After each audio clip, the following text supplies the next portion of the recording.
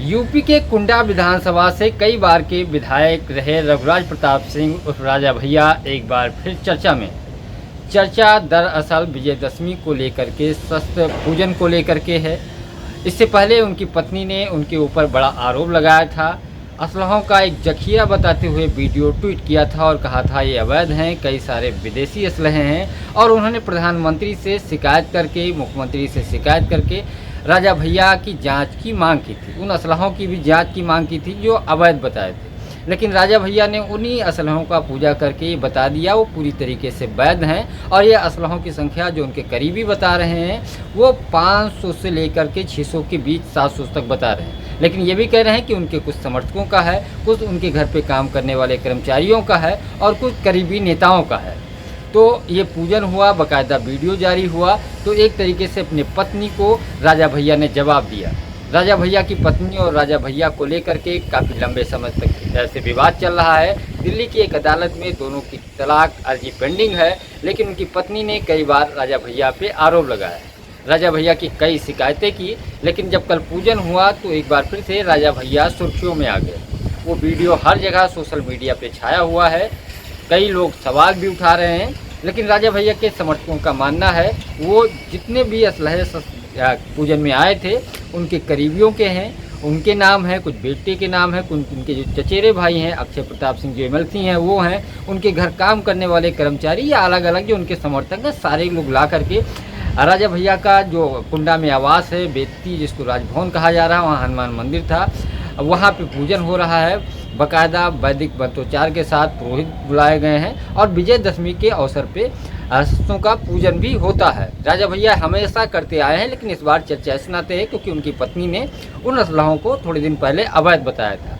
जांच की मांग की थी। उनका अगर उनकी बात मानी जाए तो उसकी जांच भी शुरू हो गई है, लेकिन राजा भैया ने कहा कि ये न्याय के लिए हैं और यहाँ कुछ भी अवैध नहीं है। जो हमारे समर्थकों का है वो मेरा है और जो मेरा है वो हमारे समर्थकों का है। तो चर्चा कुछ भी हो, लेकिन राजा भैया ने आकर के अपनी पत्नी भानवी सिंह का जवाब दिया है।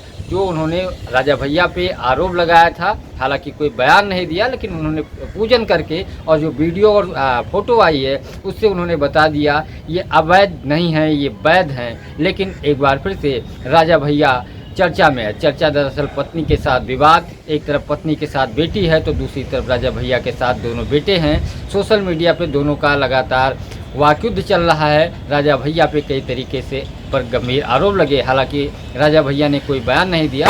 उनका जो बेटा है कुंवर शिवराज प्रताप सिंह वो ज़रूर अपनी मां को जवाब दे रहा है और राजा भैया की पत्नी की तरफ से उनकी बेटी और वो लगातार सोशल मीडिया पे राजा भैया के खिलाफ मोर्चा खोले हुई है। फिलहाल कुंडा से जो विधायक हैं राजा भैया कई बार के विधायक हैं, अभी भी विधायक हैं, कई सरकारों में मंत्री रह चुके हैं। और राजा भैया जब भी चर्चा में आते हैं तो यूपी की सियासत में इस बात की चर्चा होने लगती है कि राजा भैया के जो पॉलिटिकल बैकग्राउंड है उसकी चर्चा होने लगती है, क्योंकि कुंडा से वो जब से चुनाव लड़ने लगे चुनाव नहीं हारे। हालांकि इस बार अखिलेश यादव की पार्टी ने जो वहाँ से गुलशन यादव कैंडिडेट थे राजा भैया को बड़ी टक्कर दी, उसके बाद भी राजा भैया विजयी हुए। अब 2027 का जो विधानसभा चुनाव है उसको लेकर एक बार फिर चर्चा शुरू हो गई। एक तरफ अखिलेश यादव घेरने की कोशिश कर रहे हैं, दूसरी तरफ राजा भैया पहली बार विवादों में घिरते नजर आ रहे हैं। बाहर के विवादों को राजा भैया हमेशा जीत करके बाहर आए और निखार आया, चाहे वो जेल गए हों, CO का मामला रहा हो या मायावती की सरकार में जब जेल गए थे तब भी निकल करके आए, मुलायम सरकार में मंत्री बने। अखिलेश सरकार में CO हत्याकांड का आरोप लगा, लेकिन CBI ने क्लीन चिट दे दिया। ऐसे बहुत सारे आरोप, लेकिन राजा भैया हमेशा उन विवादों को पीछे छोड़ करके आगे आए। लेकिन पहली बार राजा भैया अपने पारिवारिक लड़ाई में फंसते नज़र आ रहे हैं। जो पत्नी का विवाद है, जो बच्चे और जो लड़कों और उनके लड़कियों के बीच में वाकयुद्ध चल रहा है, वो राजा भैया अब अपनों से घिरते नज़र आ रहे हैं। राजनीति में हमेशा उन्होंने जीत हासिल की, लेकिन परिवार में वो फंस गए हैं। पंकज चतुर्वेदी, TV9 लखनऊ।